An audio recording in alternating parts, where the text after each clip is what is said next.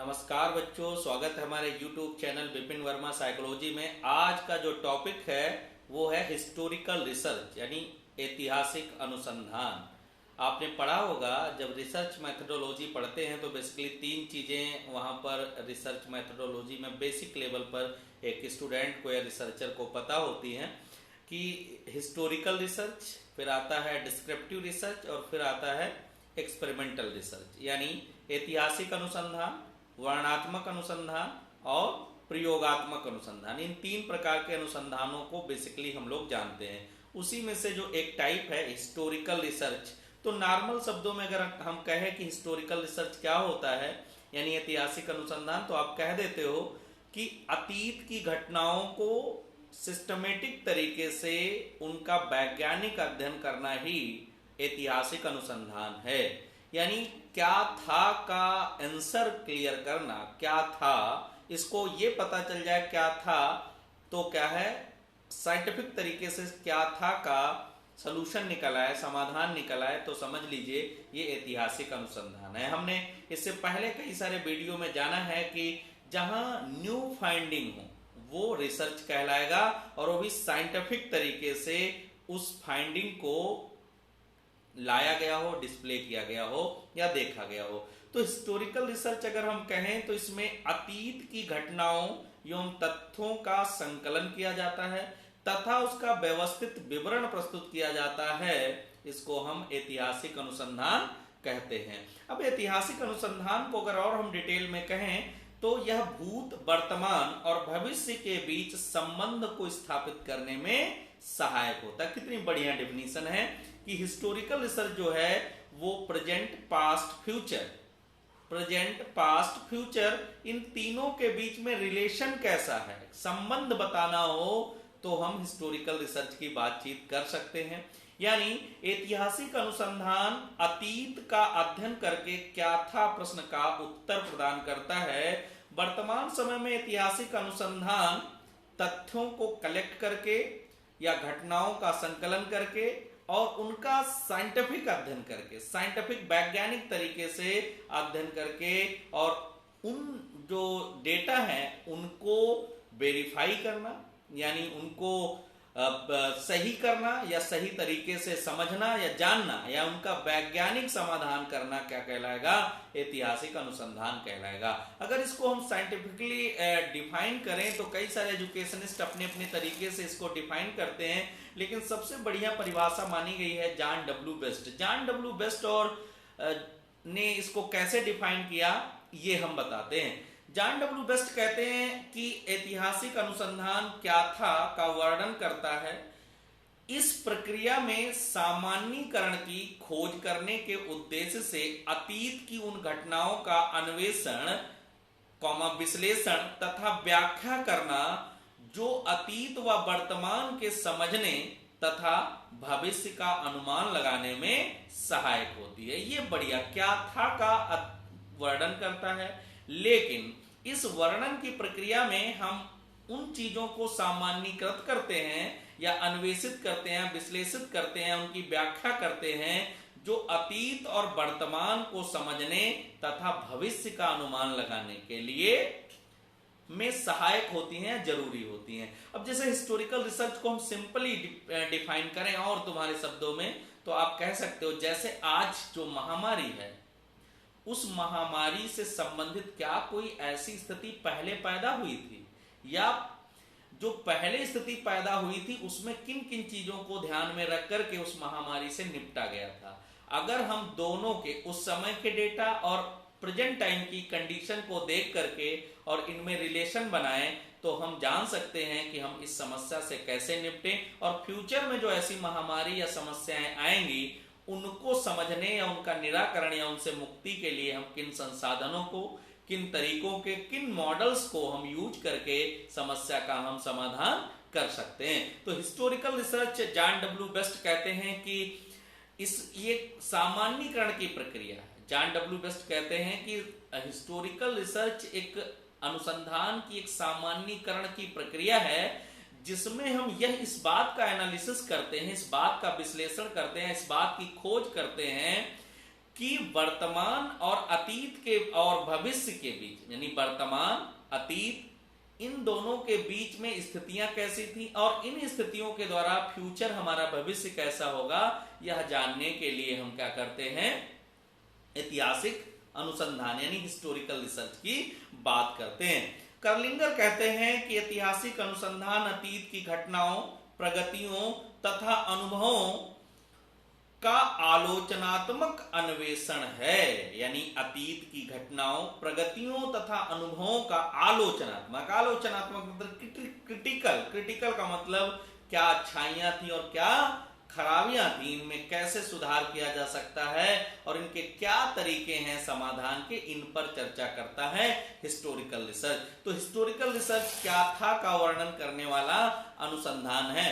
अब हम जानेंगे कि इस अनुसंधान की प्रक्रिया में, यानी ऐतिहासिक अनुसंधान की प्रक्रिया में जो डेटा का प्रोसेस होता है वो कैसे होता है, रिसर्च की जो प्रक्रिया होती है वो कैसी होती है, इस पर हम जानेंगे। तो आपने देखा होगा कि ऐतिहासिक अनुसंधान में जो हम डेटा कलेक्ट करते हैं वो डेटा दो स्रोतों से कलेक्ट करते हैं। यहां से क्वेश्चन बहुत इंपॉर्टेंट आता है। यानी ऐतिहासिक अनुसंधान में के स्रोत या सामग्री की बात करें तो दो प्रकार के यहाँ स्रोत और सामग्री होते हैं। एक प्राथमिक सोर्स होता है और एक द्वितीयक, यानी प्राथमिक और द्वितीयक, प्राइमरी एंड सेकेंडरी रिसोर्स की बात या सोर्स की बात की जाती है।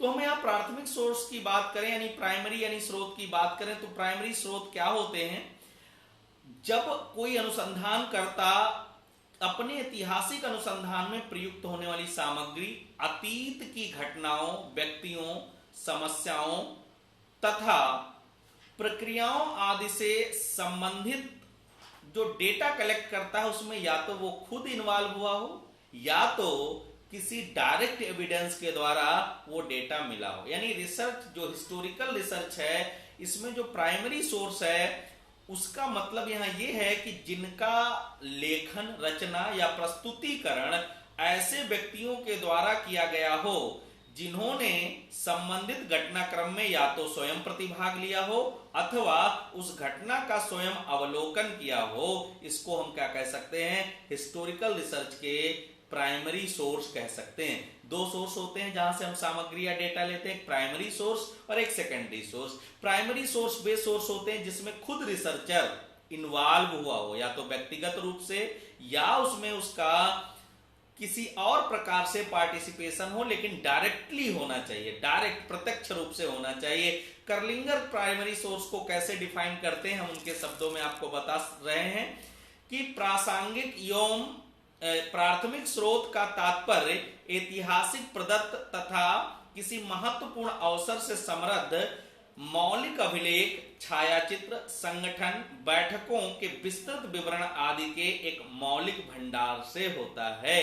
अगर हम बात करें प्राइमरी सोर्स में क्या क्या आते हैं तो तीन मेजर चीजें प्राइमरी सोर्स में आती हैं। एक तो अभिलेख होते हैं यानी दस्तावेज, दूसरे मौखिक वृत्तांत होते हैं जो ओरली कहे जाते हैं, और तीसरा खंडहर या अवशेष होते हैं। अब अगर हम अभिलेखों की बात करें तो इसमें प्राचीन दस्तावेज आते हैं, व्यक्तिगत अभिलेख आते हैं, फोटोग्राफ्स आते हैं, शिलालेख आते हैं, पांडुलिपियां आती हैं और सरकारी दस्तावेज आते हैं। ध्यान रखना है, यहां से सीधे एग्जाम्पल दे दिए जाते हैं और आपसे पूछ लिया जाता है कि निम्नलिखित में से कौन सा स्रोत प्राइमरी स्रोत में इसका एक उदाहरण है। तो आपको क्लियर होना चाहिए, अभिलेख में प्राचीन दस्तावेज, व्यक्तिगत अभिलेख, फोटोग्राफ, शिलालेख, पांडुलिपियां और सरकारी दस्तावेज। अगर हम बात करें खंडहर या अवशेष की बात करें तो इसमें जीवाश्म आते हैं, फोसिल्स आते हैं। इसमें जो बर्तन होते हैं जो अन्य अन्य कालों में यूज किए जाते हैं या जिस समयकालीन व्यवस्था होती है उस समय के अनुसार, जैसे हम भवन की बात करें, चित्र की बात करें, औजार की बात करें, मूर्तियां हैं, सिक्के हैं, मुद्राएं हैं। आपने देखा होगा इंडस वैली सिविलाइजेशन यानी हड़प्पा या सभ्यताओं के बारे में आपने अलग अलग प्रकार से जो इतिहास की किताबों में पढ़ते हो तो आपको पता चलता ना कितना बड़ा स्नानगार मिला, कहां पर अन्न मिला, कहां पर जानवर मिले। तो ये डेटा क्या हो जाते हैं, यहाँ पर जीवाश्म है, बर्तन है, भवन है, चित्र है, औजार है, मूर्तियां हैं, सिक्के, मुद्राएं, ये क्या है, प्राइमरी सोर्स। अब आता है सेकेंडरी सोर्स कौन से होते हैं। सेकेंडरी सोर्स का मतलब यहाँ द्वितीयक स्रोत से तात्पर्य वो स्रोत होते हैं जिनका लेखन, रचना या प्रस्तुतिकरण ऐसे व्यक्ति के द्वारा किया गया है हो जिन्होंने ना तो संबंधित घटनाक्रम में भाग लिया है और ना ही इसके वास्तविक प्रत्यक्षदर्शी यानी डायरेक्ट तरीके से जब कोई इन्वॉल्व नहीं होता है, तब वहां पर क्या होता है, वो डेटा या सोर्स सेकेंडरी हो जाता है। यानी दूसरे के सुने हुए विवरण या दूसरों के द्वारा रचित सामग्री पर आश्रित होते हुए अगर हम कोई डेटा लेते हैं तो वो सेकेंडरी डेटा लेते। एक क्वेश्चन आता है प्राइमरी और सेकेंडरी डेटा में, मेजर डिफरेंस पूछा जाता है, प्राइमरी और सेकेंडरी डेटा में सबसे अच्छा डेटा कौन होगा, प्राइमरी होगा या सेकेंडरी? तो आप कहते हो प्राइमरी डेटा। प्राइमरी डेटा की विश्वसनीयता जो है वो ज्यादा होती है क्योंकि उसमें खुद इंडिविजुअल इन्वॉल्व हुआ होता है, और सेकेंडरी डेटा मैनिपुलेटेड हो सकता है क्योंकि उसमें दूसरा वर्णन कर रहा है। तो हम कहें अगर कर्लिंगर की भाषा में कि सेकेंडरी सोर्स होते कौन कौन से हैं, तो गौण स्रोत किसी ऐतिहासिक घटना का वह अभिलेख या रिकॉर्ड है जो मूल भंडार से एक या अधिक चरण अलग हो जाते हैं। यानी जो उसका मेन एथेंटिक डेटा होता है उससे एक दो स्टेप अलग हो जाए, जब सेकेंडरी या दूसरे या तीसरे हाथ में आए, सेकंड हैंड डेटा कह सकते हो, इसको हम सेकेंडरी सोर्स हिस्टोरिकल रिसर्च में कहते हैं। इसमें क्या आता है सेकेंडरी सोर्स में, कौन कौन सी चीजें? पाठ पुस्तकें आती हैं, रेफरेंस बुक्स आती हैं, ऐतिहासिक समालोचनाएं आती हैं, विश्वकोश आते हैं, पौराणिक आख्यान आते हैं, लोक कथाएं हैं, पत्र पत्रिकाएं हैं, संस्मरण और जीवनियां जो होती हैं, ये एक होता है आत्मकथा, ऑटोबायोग्राफी, और एक होता है बायोग्राफी। यानी जीवनी और आत्मकथा, जीवनी क्या है, सेकेंडरी सोर्स है हिस्टोरिकल रिसर्च में, और ऑटोबायोग्राफी जो आत्मकथा है वो प्राइमरी सोर्स है। क्लियर हुआ? अब हम देखेंगे कि ऐतिहासिक अनुसंधान के लक्षण या कैरेक्टरिस्टिक्स कौन कौन से होते हैं। यहां से एक पॉइंट हम बताएंगे जो सीधे सीधे क्वेश्चन में कई बार पूछा गया है। हिस्टोरिकल रिसर्च का जो सबसे मेन इंपॉर्टेंट कैरेक्टरिस्टिक्स है वो ये है कि चर, जो डेटा होता है, चर यानी वेरिएबल, उसको हम मैनिपुलेट नहीं कर सकते, जोड़ तोड़ करना असंभव होता है। यानी अगर हम कहें कैरेक्टरिस्टिक्स ऑफ हिस्टोरिकल रिसर्च, तो पहला कैरेक्टरिस्टिक्स है कि हिस्टोरिकल रिसर्च में यानी ऐतिहासिक अनुसंधान में जो वेरिएबल्स होते हैं इनका जोड़ तोड़ करना असंभव होता है। दूसरा बड़ा पॉइंट है इसका कि अतीत के आधार पर वर्तमान को समझने में मदद करता है, तथ्यों एवं प्रदत्तों का संकलन होता है, भविष्य के लिए पूर्व कथन आप कह सकते हो, प्रभाव के आधार पर कारणों का पता लगाया जा सकता है, हम इसमें अतीत की घटनाओं तथा तथ्यों का अध्ययन कर लेते हैं। तो ये सारे कैरेक्टरिस्टिक्स हैं। तो इसमें जो सबसे महत्वपूर्ण कैरेक्टरिस्टिक्स है कि वेरिएबल्स का मैनिपुलेशन पॉसिबल नहीं होता है। ये एक ऐसा रिसर्च है जिसमें हम क्या करते हैं, जो वेरिएबल हैं उनको मैनिपुलेट नहीं कर सकते। इसके ऑब्जेक्टिव ऑफ हिस्टोरिकल रिसर्च, अगर हम ऐतिहासिक अनुसंधान के उद्देश्यों की बात करें तो पहला उद्देश्य प्राप्त प्रमाणों की व्याख्या करना। जो हमारे पास प्रमाण प्राप्त होते हैं उनकी हम व्याख्या करने के लिए, हिस्टोरिकल वर्तमान की समस्याओं का समाधान करने के लिए, क्रमिक विकासों को निर्धारित करने के। अब इवोल्यूशन ऑफ ह्यूमन बीइंग यानी मनुष्य का उद्विकास कैसे हुआ, अगर इसको जानना है तो आपको हिस्टोरिकल रिसर्च के बारे में या हिस्टोरिकल रिसर्च करना पड़ेगा। घटनाओं, सूचनाओं, तथ्यों, इनकी वैधता का वेरिफिकेशन करना हो तब हम करते हैं, इनका विश्लेषण करना हो तथ्यों का तब करते हैं। तो ये हिस्टोरिकल रिसर्च की अगर हम बात करें तो कुछ 6 स्टेप हम फॉलो करते हैं। सबसे पहले समस्या का चयन आता है, फिर परिकल्पना का निर्माण आता है, फिर आंकड़ों का संग्रहण यानी data collection of data collection करते हैं। डेटा कलेक्शन या 2 टाइप्स होता है, एक तो प्राइमरी सोर्स से डेटा कलेक्ट करते हैं और दूसरा डेटा सेकेंडरी सोर्स से कलेक्ट करते हैं। दोनों सोर्स से कलेक्ट किया गया डेटा की हम क्या करते हैं, समीक्षा करते हैं। समीक्षा या इवैल्यूएशन, मूल्यांकन कह सकते हो। मूल्यांकन हम 3 प्रकार से करते हैं, एक आंतरिक इंटरनल, एक बाह्य और एक तथ्यों को प्रस्तुत करने। फिर जो हमारे पास अनुसंधान उपलब्धियां होती हैं उनकी व्याख्या करते हैं और फिर हम क्या रिपोर्टिंग करते हैं यानी प्रतिवेदन लिख देते हैं। तो ये था आपका हिस्टोरिकल रिसर्च जिसको हमने फंडामेंटल लेवल पर ब्रीफ एनालिसिस आपके सामने बताई ओरल तरीके से। बच्चों आप वीडियो जरूर देखा करो और किसी प्रकार का कोई अगर प्रॉब्लम है तो हमारा ईमेल आईडी हम लिंक में देते हैं सब्सक्रिप्शन बॉक्स में, वहां आप मेल कर सकते हो। हमारा पेज है विद विपिन 17 फेसबुक पर, वहां आप लिख सकते हो। प्लस हमें टेलीग्राम चैनल है विपिन वर्मा साइकोलॉजी, उससे जुड़ सकते हो। तो कई प्रकार के पीडीएफ वगैरह और जानकारी वहां से आपको मिलेगी। अभी तक जो लोग वीडियो देख रहे हैं, सब्सक्राइब ना किया हो चैनल को तो कर लें, प्रॉपर नोटिफिकेशन मिलेगा। लाइक करें और कमेंट जरूर किया करें, क्योंकि अपने अनुभव जरूर बताया करें, इससे हमें मोटिवेशन मिलेगा कि आप वीडियो जो देखते हो उसके साथ अनुभव आपके कैसे हैं, तो हमें भी थोड़ा अपने वीडियो में सुधार या इंप्रूवमेंट का सुझाव मिल पाएगा। बहुत बहुत धन्यवाद।